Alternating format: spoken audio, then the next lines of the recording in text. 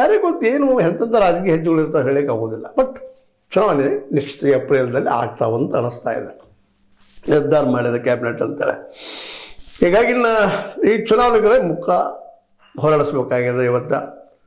ಇವತ್ತು D K she ಅವರಿಗೆ ಮತ್ತೊಂದು ಬಂಧನವನ್ನು ಹಾಕಿಬಿಟ್ಟಿದ್ದಾರೆ ನಮ್ಮ ಸಿದ್ದರಾಮಯ್ಯನವರು ಅಥವಾ ಅವ್ರ ಕ್ಯಾಬಿನೆಟ್. ಯಾಕೆಂತಂದ್ರೆ ಅವರ ಮೇನ್ ಅಧ್ಯಕ್ಷರು ಓಡಾಡಬೇಕು, ಹೋರಾಟ ಮಾಡಬೇಕು, ಆಸಾಮ್ ಚುನಾವಣೆ ನೋಡಬೇಕು, ಇವೆಲ್ಲ ಚುನಾವಣೆಗಳು ಮಾಡಬೇಕಲ್ರಿ ಅವರು, ಮುಂದೆ ಭವಿಷ್ಯದಲ್ಲಿ ಸಿ ಎಂ ಆಗೋರು ಅನ್ನುವಂಥ ಮಾತುಗಳು ಕೇಳಿ ಬರ್ತಾ ಇದ್ದಾವೆ. ಹೀಗಾಗಿ ನಮ್ಮ ಸಿದ್ದರಾಮಯ್ಯನವರು ಒಂದ ಕಲ್ಲಿಗೆ 2-3 ಹಕ್ಕಿ ಹೊಡೆದ್ರು ಅಂತ ನಾವು ಹೇಳಬೇಕಾಗ್ಯದ. ಅದೇನೋ ಅದೇನು ಗೆಲ್ಲು ಸೋಲು ಬಗ್ಗೆ ಬಂದಾಗ ಈ ಸಲ ವರಿಗೆ ಹತ್ತುವಂಥದ್ದು ಇವ್ರ ಗ್ಯಾರಂಟಿ ಎಷ್ಟು ಮಟ್ಟಿಗೆ ಜನರಿಗೆ ಹೋಗ್ಬಿಟ್ಟಿದೆ. ಅದು ಅದರಲ್ಲಿ ಗ್ರಾಮ ಪಂಚಾಯತ್, ತಾಲೂಕು ಪಂಚಾಯತ್, ಜಿಲ್ಲಾ ಪಂಚಾಯತ್ಗಳು ಹೆಚ್ಚು ಗ್ರಾಮಗಳಿಗೆ ಸಂಬಂಧಿಸಿದಂಥ ಹೋದವ ಅಲ್ಲಿ ಎಷ್ಟು ಪ್ರಭಾವ ಆಗ್ಯದಪ್ಪ ಇದು. ವಿಶೇಷ ಮೇಲ್ವರ್ಗ ಮಧ್ಯಮ ವರ್ಗದವ್ರು ಟೀಕಾ ಮಾಡ್ತಾರೆ ಇದನ್ನು.